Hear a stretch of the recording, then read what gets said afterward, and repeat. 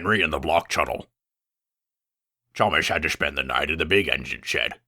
As he was the smallest, he was the first to raise pressure in the morning. "What's to stop you from going to fetch our coaches?" mumbled Enry. "What's the matter?" asked Thomas. "There's no rain today. Stop worrying and do some work instead." "I'm not afraid of getting wet anymore," offed Enry. "Anyway, you look stupid enough to be a clown. You should have joined the circus while you had the chance." Thomas hissed crossly and puffed away. Several minutes later, he came back. "Decided to do your job again after all, have you?" grinned Gordon. "I can't get to my junction on the upline." Thomas frowned as his crew spoke to the shed-master. "The tunnel's blocked."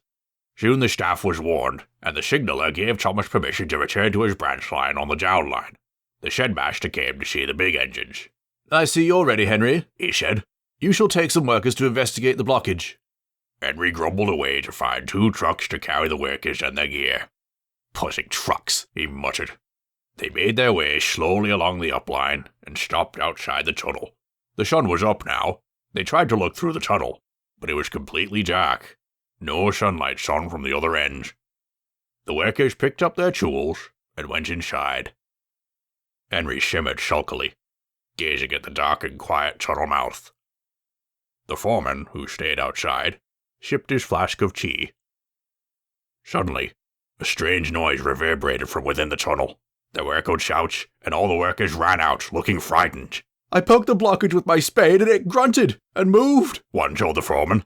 "Rubbish," said the foreman. "It's not rubbish," objected another worker. "It's big and alive." "We're not going in there again," insisted a third. "Right," said the foreman. "I'll ride in a truck, and Enry shall push it out." Enry hissed unhappily. He hated that tunnel, but this was worse than being shut up in it. Something alive and huge was inside.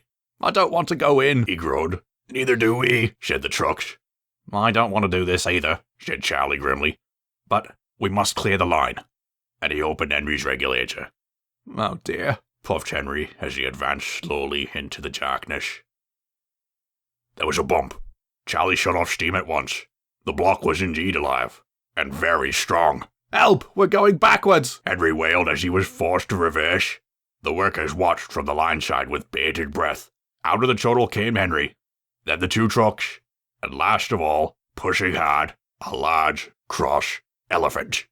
"Well, I never!" exclaimed the foreman. "It's an elephant from a circus." Charlie applied Enry's brakes, and Sid ran to find a telephone. The elephant stopped pushing and trotted towards the workers, who backed away nervously. One stood his ground and reached into his lunchbox. "Fancy some summer sausage and gouda brown," he said shakily, holding out a sandwich. The elephant forgot to be cross and remembered he was hungry. The other workers gave him their sandwiches and cakes. Then he drank 3 buckets of water without stopping, and was just emptying a 4th into his trunk when Enry let off steam. The startled elephant jumped and sprayed Enry with water by mistake. Eventually, Eunice arrived with a stock fan and some trucks of hay. The elephant ate some more, and was soon ushered aboard Eunice's train. Enry reversed back to the shed, the workmen riding in his trucks, talking and laughing about their adventure. Enry was in no mood for joking and laughing. "An elephant pushed me. An elephant splashed me." He was sulky all day, and his coaches and passengers had an uncomfortable time.